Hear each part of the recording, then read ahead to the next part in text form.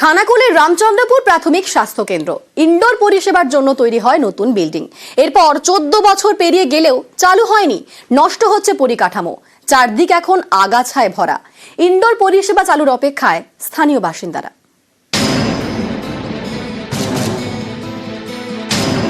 কোথাও জানলার কাঁচ ভাঙা, কোথাও দেওয়াল বেয়ে উঠছে গাছ, চারিদিক আগাছায় ভরা, পড়ে রয়েছে মদের বোতল।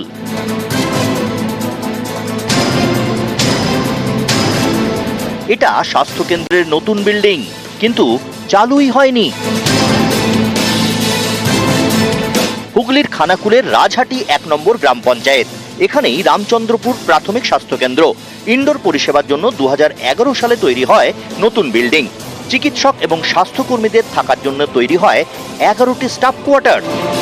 নতুন বিল্ডিং তৈরি হলেও 14 বছরে ইনডোর পরিষেবা চালুই হয়নি। স্টাফ কোয়ার্টার্সেরও একই ছবি।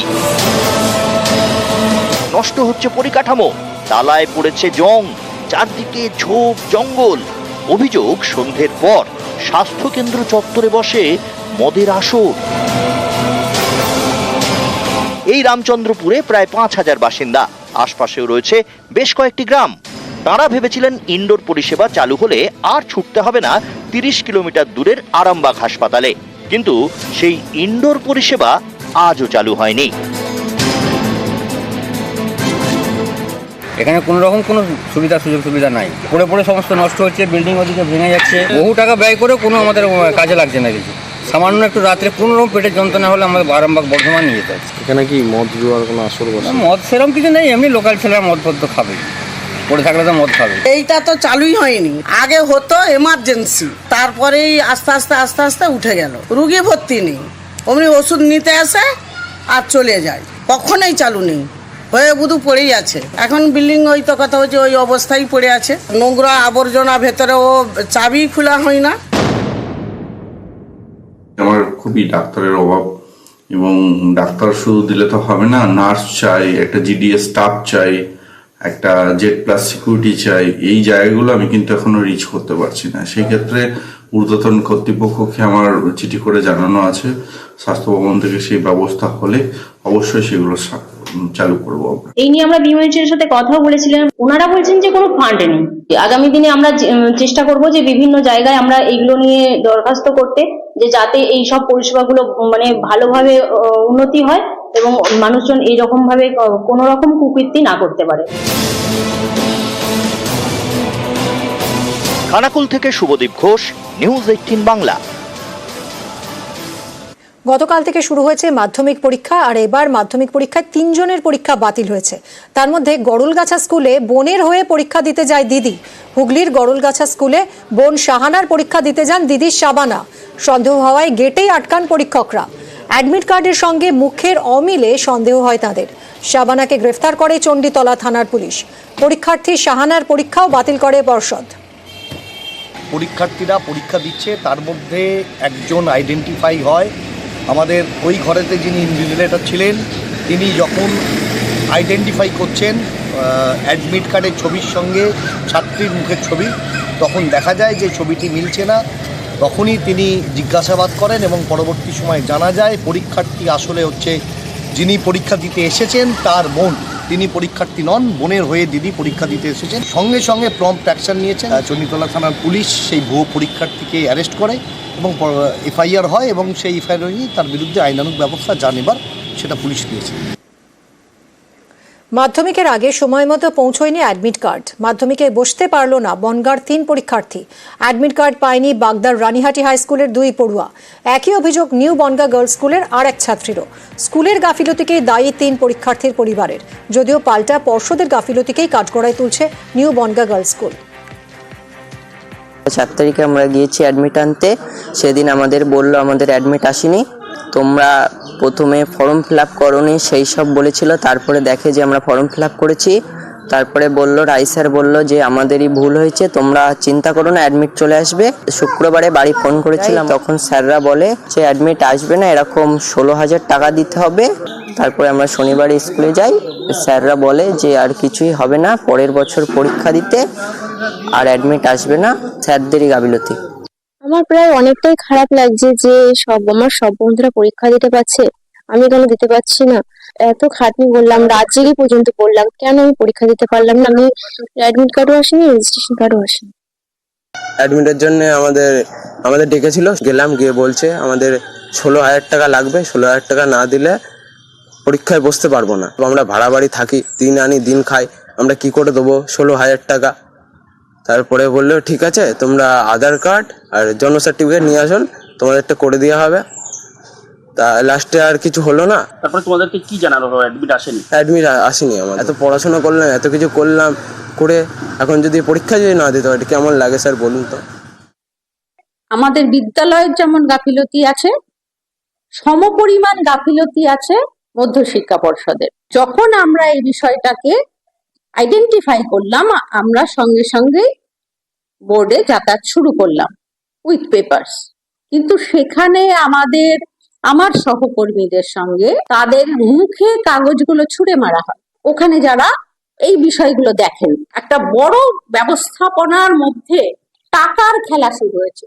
এখানে হিউজ পরিমাণ ফাইন হয়েছে। বোর্ড যদি তা চাইতেন তাহলে এই পরীক্ষা দিতে পারত মেয়েটি। কোথাও বাঘের ভয়, কোথাও হাতি, তাই মাধ্যমিক পরীক্ষার সময় জঙ্গল এলাকায় সতর্ক প্রশাসন। পরীক্ষার্থীদের জন্য গাড়ির ব্যবস্থা করা হয়, চলে নজরদারি।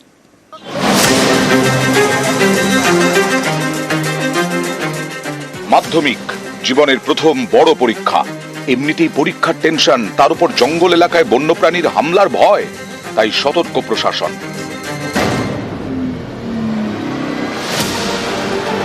ঝাড়গ্রামের ঝিটকা, এখানকার মাধ্যমিক পরীক্ষার্থীদের জন্য গাড়ির ব্যবস্থা করে বন দফতর।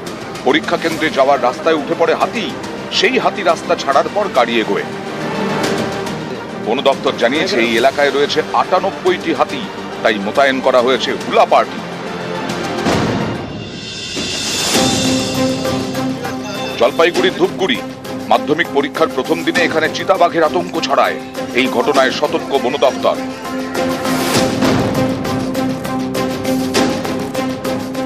আলিপুরদুয়ারের জল্লাপাড়া, এখানেও জঙ্গলের পথে মাধ্যমিক পরীক্ষার্থীদের জন্য বিশেষ ব্যবস্থা।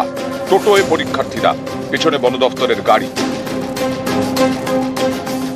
বক্সা টাইগার রিজার্ভ, এই এলাকার পরীক্ষার্থীদের জন্য গাড়ির ব্যবস্থা। বন দপ্তরের গাড়ি ঐরাবতে করে পরীক্ষার্থীদের পরীক্ষা কেন্দ্রে পৌঁছে দেওয়া হয়।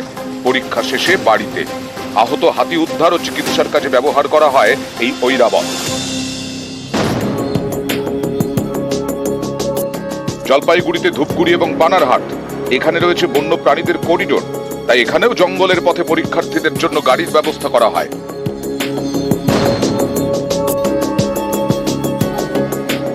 বাঁকুড়ার বর্জরা এবং গঙ্গাজল ঘাটি, এই এলাকায় রয়েছে 67টি হাতি, তাই সতর্ক বন দপ্তর। পরীক্ষার্থীদের গাড়িতে করে পরীক্ষা কেন্দ্রে পৌঁছে দেওয়া হয়, চলে নজরদারি। হাতি কোন সময় বেরোবে কোনো তো কিছু আমরা জানি না, মানে যেদিকেই যাব সেদিকেই জঙ্গল, কখন বেরোবে কোনো ঠিক নেই। বন দপ্তর থেকে গাড়ি দিয়েছে, অনেকটা সুবিধা হয়েছে, তাই হাতির ভয়টা এতটা লাগে না। সুন্দরবন, এখানে মাধ্যমিক পরীক্ষার্থীদের যাতায়াতের জন্য নৌকোর ব্যবস্থা করে প্রশাসন। পরীক্ষা নিয়ে সতর্ক প্রশাসন। সোমবার পরীক্ষা কেন্দ্র ঘুরে দেখেন মধ্যশিক্ষা পর্ষদের সভাপতি রামানুজ গঙ্গোপাধ্যায়। নিউজ 18 বাংলা।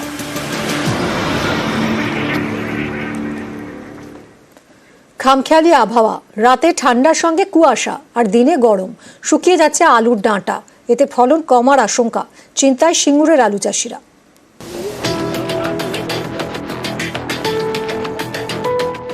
শুকিয়ে যাচ্ছে আলুর ডাঁটা, শুকিয়ে যাচ্ছে গাছ। হুগলির সিঙ্গুর, এখানে এখন বিঘের পর বিঘে জমিতে আলুর চাষ। এই আলু চাষে ক্ষতির আশঙ্কা, কারণ খামখেয়ালি আবহাওয়া। গত নভেম্বরে অসময়ের বৃষ্টি, আলু চাষে ক্ষতি। 1 মাস পিছিয়ে শুরু হয় চাষ। এখন ফেব্রুয়ারি, রাতে ঠান্ডা, সঙ্গে কুয়াশা, দিনে গরম। সিঙ্গুরের কৃষকদের দাবি, এতে আলু গাছে ছত্রাক লেগে ডাঁটা শুকিয়ে যাচ্ছে। শুকিয়ে যাচ্ছে গাছ, নষ্ট হচ্ছে আলু। গাছের ডাঁটা পচে গিয়ে এই গাছে আর আলু হবে না ভালো। যে পর্যন্ত আলু হয়েছে ওই পর্যন্তই হয়ে থাকবে। আর আলু এবার খারাপটা মোটা হবে না। এবার যে যে কোনো আলু গাছ আছে ওগুলো বাঁচাবার জন্য এ করবো। তার জন্য লোক চিন্তিত হয়ে আছে, ডাঁটা পচে গাছ মরেছে। এবার যে গাছগুলো আছে ওতে জল দিতে গেলে আবার ওই ডাঁটা পচা আলুগুলো চোখ দাগিয়ে হবে। এবার তার জন্য ওষুধভাবে অনেক কিছু দেওয়া হচ্ছে ওতে। এই সমস্যা মোকাবিলায় মাঠে নেমেছে হুগলি জেলা কৃষি দপ্তর। সিঙ্গুরের বিভিন্ন চাষের জমিতে যান কৃষি দপ্তরের আধিকারিকরা। আলু বাঁচাতে নানা পরামর্শও দেন। জমিতে সেচের জল দিতে বারণ করেন, নাইট্রোজেন সার ব্যবহারেও মানা। এই বছর আমরা আলুর জমিতে দেখছি আলুর ডাঁটা পচা রোগটা বেশি হয়েছে। আমরা চাষিদের বিভিন্ন পরামর্শ, লিফলেট এগুলো আমরা দিচ্ছি এবং ওনারা ওইভাবে ওষুধ স্প্রে করছেন এবং তাতে খানিকটা কাজও হচ্ছে। কিছুটা হয়তো কমতে পারে, যে যে জায়গায় খুব আগে ভাগে আক্রমণ লেগেছে, কিন্তু ব্যাপক অর্থে হয়তো এখনো পর্যন্ত সেরকম ক্ষতির আশঙ্কা আমরা করছি না। কুয়াশা থাকার ফলে কিছুটা আলু গাছের ক্ষতি হয়েছে, ওষুধ তারা স্প্রে করছে, দেখছেন দাঁড়িয়ে আছে অনেকে। কৃষি দপ্তর তরফ থেকেও আমরা সহযোগিতা করেছি এই ডগা পচা যেটা হচ্ছে যাতে রোধ করা যায়, ডাঁটা পচা। যদি প্রয়োজন হয় আমরা কৃষি দপ্তর থেকে আরও কীটনাশক দিয়ে চাষিদের সহযোগিতা করি। সিঙ্গুর থেকে রানা কর্মকার, নিউজ 18 বাংলা।